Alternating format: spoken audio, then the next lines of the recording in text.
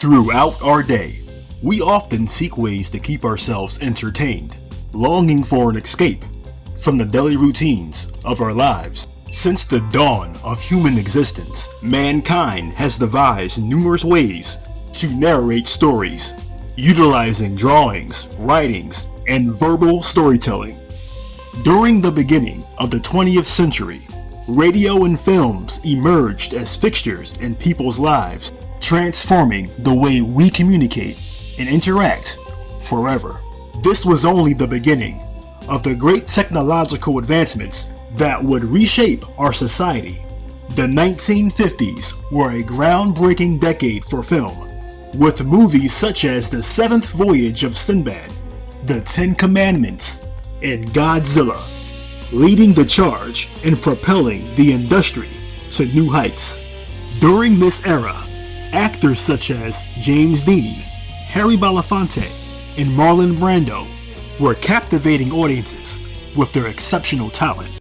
There are also numerous professionals who work behind the scenes, crafting the world in which these characters dwell, including directors, producers, and scriptwriters. Now, there is someone in particular who worked behind the scenes, who deserves the spotlight. I'd like to recognize one man who has accomplished something that has not been done before, as the first African-American art director for a full-length motion picture. My great-grandfather, Jim Leonard, an art director in film, oversees the visual style of a production, collaborating with the production designer and director to achieve a cohesive aesthetic. Jim Leonard served as art director for the 1957 film, The Burglar. He secured this position by submitting samples of his artwork to the production team. He was responsible for designing all sets, scenery, and furnishing for the movie. Filmed mostly in Philadelphia and Atlantic City, The Burglar is a crime thriller from Columbia Pictures. Starring in the movie is Dan Duryea and Jane Mansfield, with Paul Wynkoos directing. The film is an adaptation of the 1953 novel. Jim worked diligently to capture the essence of the book, conveying the atmosphere required to effectively tell its story. The film's plot revolves around Nat Horton, a crook played by Dan Duryea, who forms a gang with the intention of stealing precious jewels from a spiritual leader who has inherited a wealthy estate. Jane Mansfield stars as Gladden, a gang member who masquerades as a spiritual group devotee to discover the safe containing the fortune.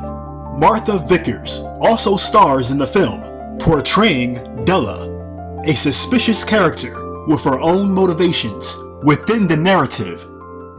Upon its release, The Burglar did not achieve major box office success. However, it garnered positive retrospective reviews, with critics developing an appreciation for its visual style and suspenseful atmosphere, which Jim Leonard skillfully crafted.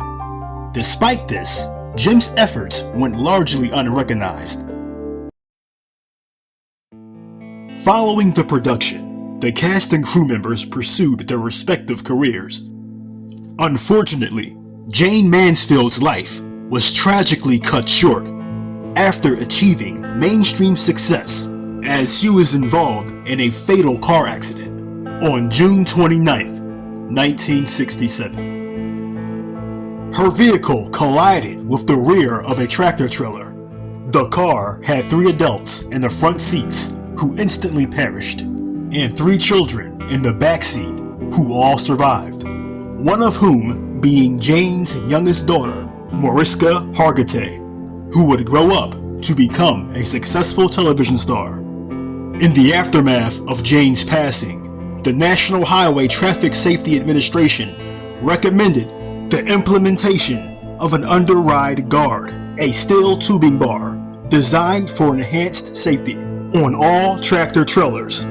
This safety feature is often called the Mansfield bar. Jim continued to pursue multiple projects Beyond the film industry, after completing work on The Burglar, Jim was a multifaceted individual with diverse talents, and he sought to explore various avenues to leverage his gifts. His passion for art can be attributed to his childhood experiences. Born on April 1st, 1922, in Philadelphia, he was raised by his mother, Cora Leonard, following the death of his father, William, when Jim was 6 years old. Cora's lineage can be traced back to France. Her grandfather, Joseph Jules Lacaze, immigrated from Bordeaux, France, and settled in Louisiana, where he started a family. Joseph married Eliza Goines, and together they had multiple children, one of whom being my third great-grandfather, James Lacaze. James married Florence Lacaze, and they are the parents of Cora, Jim's mother. This diverse background had a profound impact on Jim's creative development. Throughout his life, Jim cultivated a talent for painting. He became an art teacher and later joined Can Studios in Wilmington, Delaware. He served not only as an art director and technical consultant, but also as vice president of the company. He spent most of his life in Wilmington, where he left a lasting impact. His contributions to the city are mostly unknown to the general public today. During the mid-1950s, he assisted in designing a restaurant in Wilmington called the Charcoal Pit. Since its inception in 1956, this restaurant has been an integral part of the community for many decades. Louis Sloan is the founder of the establishment. With the assistance of Jim, the restaurant was designed to provide a welcoming dining experience for local families and travelers alike. Today, the restaurant still retains its original charm from years past. This establishment is steeped in history and adorned with nostalgic relics from a bygone era. The atmosphere embodies a distinctly retro ambience. Jim helped design the layout and architecture. Fortunately, not much has changed over the years. The restaurant faithfully sticks by its roots. The world may be changing outside, but inside the charcoal pit, time remains still. I am certain that my great-grandfather, Jim Leonard, would take pride in seeing his work remain relevant in modern times.